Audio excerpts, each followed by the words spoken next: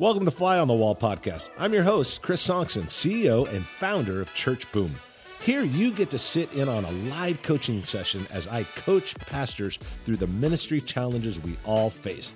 If you find this podcast helpful, please make sure to like, subscribe, and share.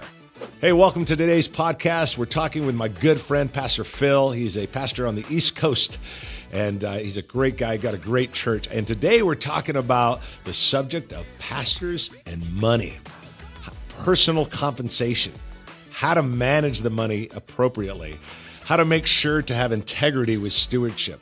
How do you help compensate the staff in the right ways of doing that? It is a great conversation. Let's dive into it now. Let's jump into it, man. How can I serve you today?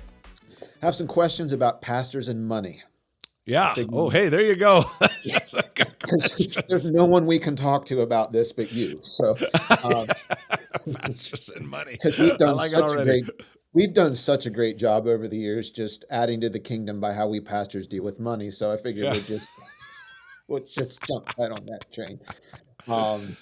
More seriously, just for churches like us, we're a smaller church. We're not thousands. We're a few hundred. There's more than one full-time pastor here.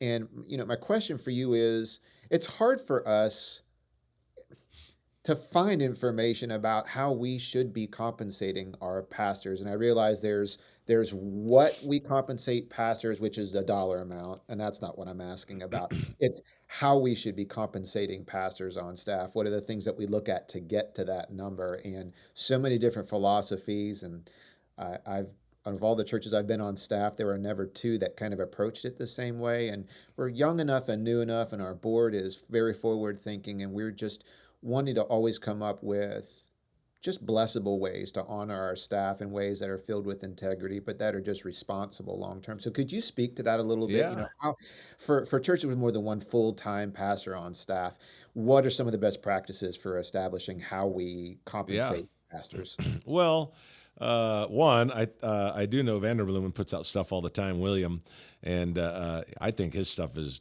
really spot on and good when it comes to any sort of compensation. Of course, it gets into dollars and all that stuff, but he does a really good job of figuring out what that should look like based on their experience, the title, what they're going to be doing, and then also the location where they live. He does a really good job with that. I think they gather that data, William Vanderbloemen Group.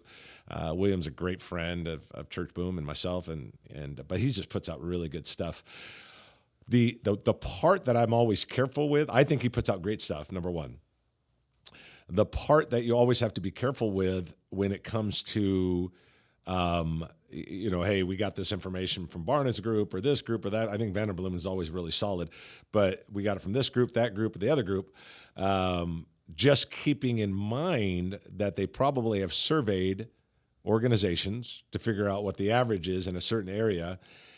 The only part where I feel like it can get skewed sometimes, and my own personal coach told me this, Dan Riley is my personal coach, he said the reason you have to just be careful with those, just a little side note, is they may be interviewing someone who doesn't have a lot of vision but has a lot of money, and it's the money that attracts their personnel. So we don't have a lot of vision. We're not really a great church. We're not really thriving, but we want a really great worship leader, and we got a lot of money. And so now you interview them and you find out, their worship leader gets paid X amount. Well, they get paid X amount because that church has got a ton of money, and they don't have a ton of vision.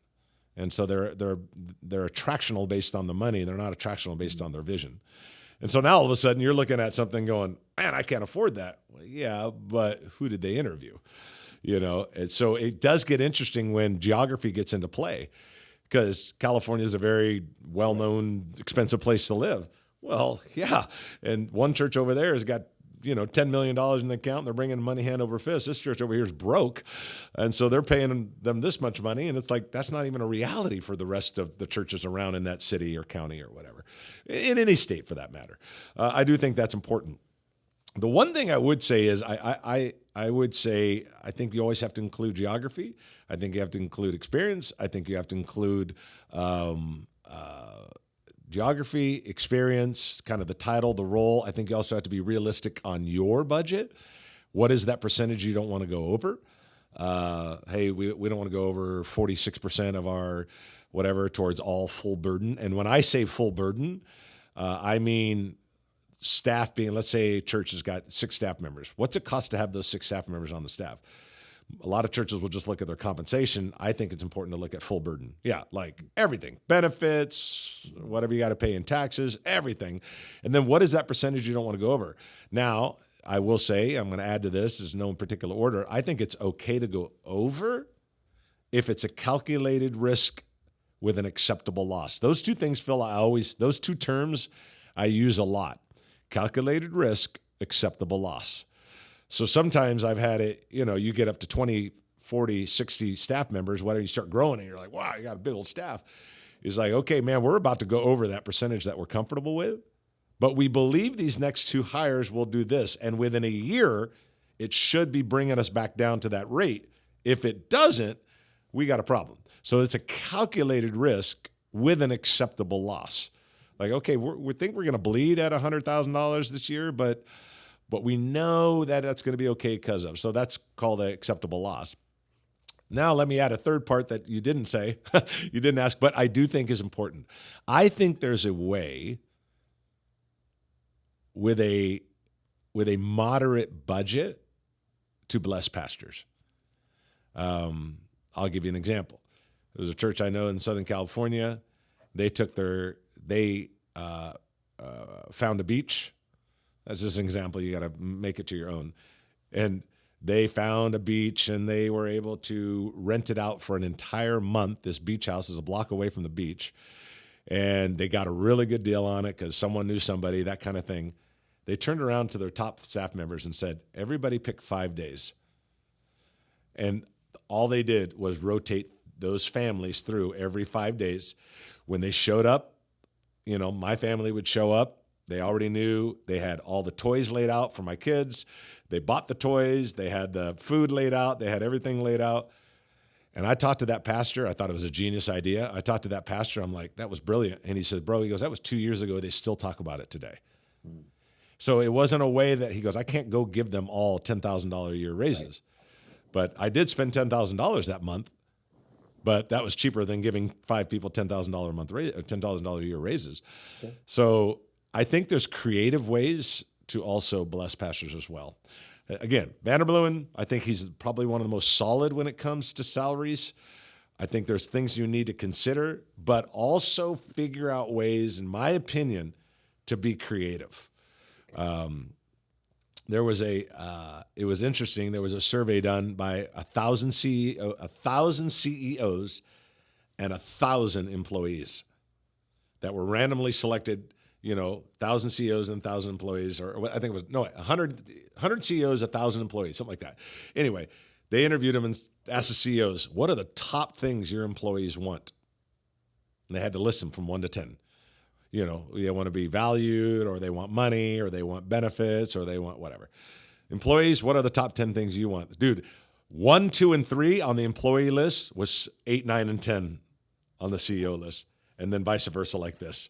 Wow. They didn't even get it. Above anything else, they rated salary. CEOs rated salary as number 1. It was actually number 7 on the CEO on the employee list. Number 1 was they wanted to feel valued. They wanted their voice to matter. I mean, it was unbelievable how other things really mattered. And I think you can do that with the beach house type of scenarios. Stipend people, where you're like, okay, I'm paying that person X amount of dollars a month. I don't know if they're ever going to go part-time or full-time. You can gain so much equity by simply doing the beach house thing. So a stipend person over the years, I've done things like, hey man, we're going to send you and your family for 3 days to SeaWorld. We're paying for the tickets. We're paying for the food. We're paying for everything. Someone says, oh my gosh, that cost $5,000. Yeah, it did. $5,000 over a year is $400 a month. I could have gave them $1,000 a month raise, or I could have paid for something at $400 a month. It actually saves me money, but they feel more valued. So those are just I think you got to get creative on how they feel valued. Right. And I think and that's really what I was hoping to hear. How how you pay people, how you compensate people, how you honor people is more than it is absolutely, like you said, it is absolutely what's in their paycheck at the end of the day. But there's so many other things that There's a communicate lot of that. variables. If it's Yeah. just a single, silver bullet of the only way we know to honor people is just a raise, well, some years that's not going to be there. And then that person, there's other ways to keep that person's tank full, and that's really helpful. Well, let me add one more thing and I've said this on a podcast before a long time ago, but this is a statement that I just think is gold and it goes into that value. Love the people they love and they'll love you. Mm. Man, is that true, bro? Oh my gosh, it's so true. Love the people they love and they'll love you. Do you know, well, and you would know this, the resource that you talked about, and I was on staff at one church that used that. Does it also take into account when they're computing like a salary range for, experience, position, geography? Do they take into account church size and revenue as well within that? I would say primarily size of church. Okay. I do think revenue plays a role in it on the church side. I just don't think the employee is going to take that in consideration at all. But Sure. the staff is going to, the lead pastor is going to take that. Love the people they love too, by the way, is primarily their children. Yeah. So I found out, I don't know, 3 months ago, I remember a staff member, I saw something and I'm like, oh, they're on vacation. I didn't know, and I got a lot, we got a lot of different staff in my life and a lot of different people in my life. And so I'm like, oh, okay. I know they got 3 kids. So I sent them a little Venmo and I said, hey, I just Venmoed you $250. I said, buy your kids whatever souvenir they want on us. Bro, that was 3 months ago. And they still are thanking me for it. And I'm like, it was $250. Yeah. Wasn't that big of a deal. But you love the people they love, dude, they'll love you for life. Absolutely. Yeah, so that's what I mean by that. When you're thinking about adding new additional staff members, and you already touched on this once, but I just want to make sure I heard you correctly. How does the church know when you're financially ready to take somebody on? Do you need to see that already as part of your annual revenue? It's already there. We're just not touching it. Do you wait till you're at 70% of that, 50% of what that looks like? How do you know when the church is ready for that? Yeah, the first part of what you talked about, finding that percentage. So as the income grows and that 48%, I'm just using that number arbitrarily, that 48% now becomes 43%. Now you're like, hey, we're down to 43%. We have room in our budget of X amount of dollars. Now it's time to go. We need to look for someone else. So that I encourage, again, there's seasons of calculated risk and acceptable loss. There's times, there's moments, but in general, most of the time, you're watching that percentage. Okay. And then you're figuring that out from there. So, hey, we seem to be at a certain percentage. Now we can, right now, there's been there's been some hires and some things. And I'm like, okay, I'm believing over the next 12 months. I'm literally in that right now, believing in the next 12 months, it's going to turn some stuff around, make things even better, and bring that percentage back down. There's times where I think you can do that, but overall, you're watching that percentage. You go back to your board and you're like, hey, we're at 43%. We normally live at 48. That means we have X amount of dollars. Here's where I think we could utilize that for staffing. It makes a lot of sense. Yeah. Maybe more generally, when it comes to pastors and money, what are some of you're with pastors all the time, pastors that have been in ministry a while, pastors just getting into ministry. What are some of we don't have necessarily the best, at least when I talk to people outside of church, there's not a high degree of confidence in how pastors handle money, whether it's their church's money, whether it's their own personal finances. And I think that's an unfortunate broad brush, but what are some maybe just common mistakes or bad habits that you see with as it relates to pastors and money, whether it's just institutionally, whether it's, how they're handling and managing the Lord's money, their own finances, and, what are some safeguards we can put up our lives or things that we could work on and do better to maybe just start improving that reputation we have over time? Yeah, man, that's a real question because we all pay a price. We're all paying a price now for that. We all do. Oh yeah. So people question. It's funny when you talk.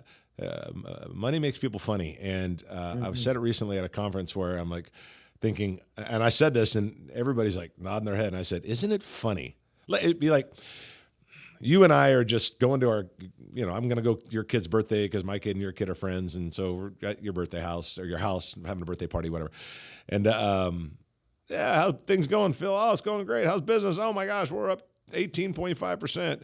We're going to talk about money. If we're just regular guy, we're not in ministry. We're just, you got a job, I got a job, I own a business, you own a business, whatever. We're just going to talk about it. No one cares. Somehow, when you get in those four walls of the church, Nope. and here's what happens. And I said it, and there was this sort of ooh in the crowd. I said, once we get in the four walls, we start assigning motive. Weird. Outside of the four walls, we assign no motive. Inside the four walls of the church, we assign motive. It's completely unfair, but when there's been bad things in the past, you're living under that shadow. So there's no way of getting around that. Yeah. I think there's practical things, and then I'll get into some other things as well. I think the practical thing is, I think the pastor shouldn't be touching the money, number one, ever. Counting it, touching it, whatever. He's got to have safeguards and accountabilities. It seems that more and more pastors are creating fictitious, I guess, or these boards that meet twice a year, and they're their four friends from somewhere in the nation. And I don't have a problem with. I have no problem with that at all. Matter of fact, I like the idea of. I don't think they have to be from your church. I don't think board members have to be from your church. I don't think that they have to be. I don't think so. I think they could just be. I sit on boards, but so for instance, I might sit on a board where it's like me and five other guys, and we're not part of the church, but we're voices in this man's life. But there's integrity. We look at the dollars. We're making sure that we're protecting him, but we're trying to help him push the church forward. So we serve as sort of this board/advisory, but there's health there. It's like, okay, hey, dude, you gotta be careful with that. I don't want you to get in trouble with that finances. People might question you. There's good guards. There's these other ones that I have sat on where I'm like, they call me a board member. I'm like, dude, I've never met with you in the last 5 years. So I don't know who's handling that. I think you got to put some safeguards into place and make sure it's like, and again, I don't care if they're from your church or not. For me personally, that doesn't matter. Everybody's got their opinion. That's just mine. But either way, there's got to be safeguards. Not touching the money. I also love, these are just practical things. I think that the board should put on the pastor an amount of money he can spend without their permission. Bigger the church, the bigger the money gets. Right. It's Friday and your soundboard is having an issue and it's going out and you're a church of 1,000 and you got to rent something for $2,000 for the weekend. You rent it. You don't sit there and have a board meeting over it, but there needs to be a certain cap. I think keeping your hands off the money, setting a certain cap, having people of integrity that are going to be helping you watch that money, whether that's inside or outside the church, is not a deal to me. Everybody has their opinion on that. That's just mine. Either way, there's accountability. I don't care how you get it, just get it. I think if you can find someone that wouldn't charge you a fortune, but would do a soft audit once a year, I think that's awesome. There's two, at least in Maryland. So when you say soft audit here in this state, the words are certified financial review, which is a tier below a certified financial audit and a fraction of the price. Yeah, there you go. And we include that in our annual business report of all of their findings and whatnot. That's so great to stand up and be able to say, yeah, we pay to get audited every year because I don't want anybody ever questioning me. Right. I love that statement. And most of the time they're like, that's great. Now let's go into, so those are all safeguards. I think they make bad decisions when there's not accountability, bad decision when they're touching the money, bad decision when there's a free-for-all. I think that you got to be careful with that. I think that's the place, man. It is one of the top 2 or 3 places where we get hurt the most. Absolutely. It's ranking in the top 3 for sure. The other thing is, now let me flip to the other side. Okay. There are pastors that I think that I see that the way they handle their financial life and the finances of the church, it's not a lack of accountability, maybe-ish, or even integrity. They're just not handling it wise.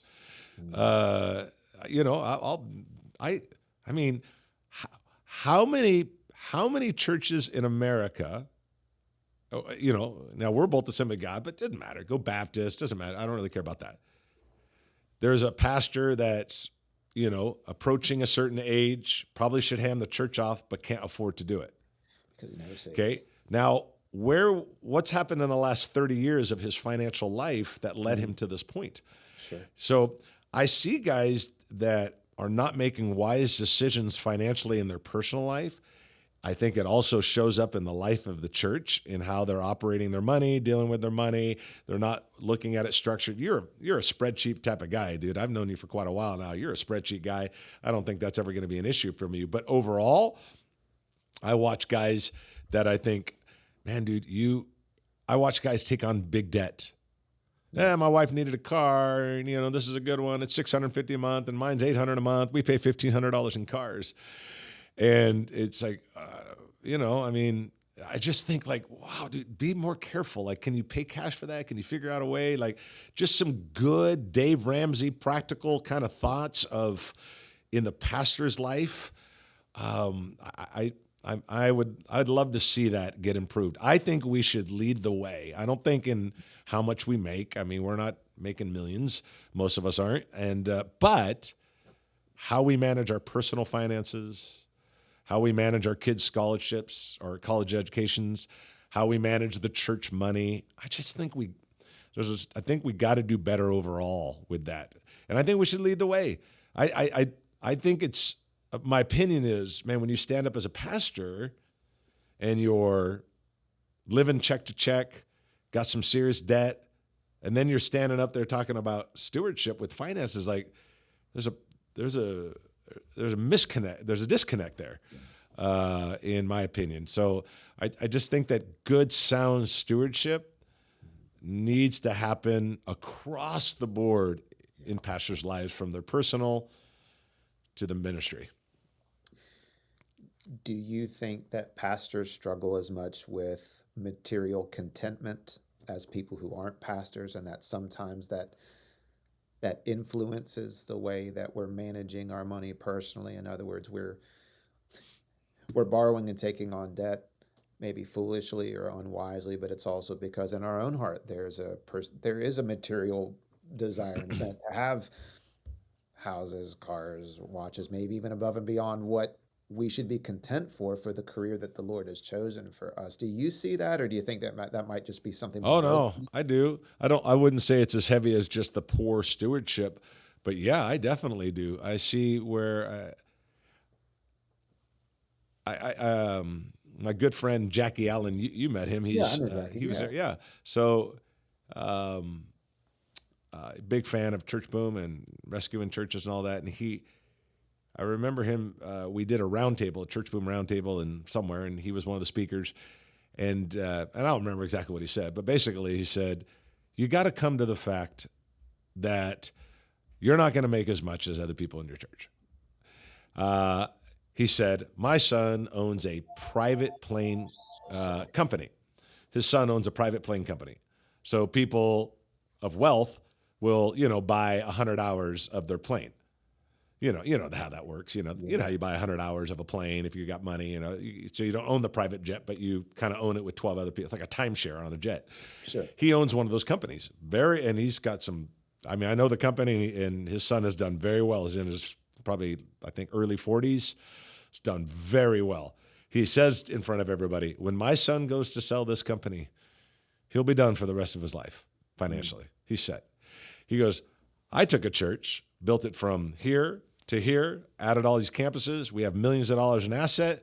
I'll get a gold watch, or I'll get, maybe I'll get paid for 2 or 3 years, or maybe but I'm not going to cash in like my son in the probably, I don't know, 8, 10, 12, 14 million. I'm not going to cash in.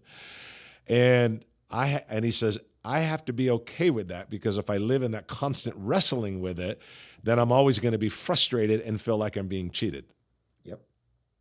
And so, yeah, I do think people wrestle with it, and I think it's legitimate, and it's okay. It's human to wrestle with it. But you're going to have to wrestle with. You're going to have to manage. It's not a problem to solve. It's a tension to manage. You're going to have to manage that tension so it doesn't eat at you. I in all true honesty, in my late 30s, I felt like, man, we were killing it in the ministry, and we were killing it on every level possible. And I'm surrounded, and I've had some pretty good friends with wealth. You know, I have a friend that was 41 I was 38. He was 41. He just sold his business for $65 million. I have another friend that did this. I have another friend that did this. I'm sitting there just thinking, that'll never happen for me. Never. And I wrestled with it. Now, it didn't cause me to go buy a bunch of stuff, but I did wrestle with it. Some people will try to buy it and look richer than they really are. Yeah. But yeah, I think you got to wrestle that in your own heart. And it's okay. I don't put someone down for it, but you got to wrestle with that. Agreed. That's a great observation, though. And pastors and money and managing it and finances.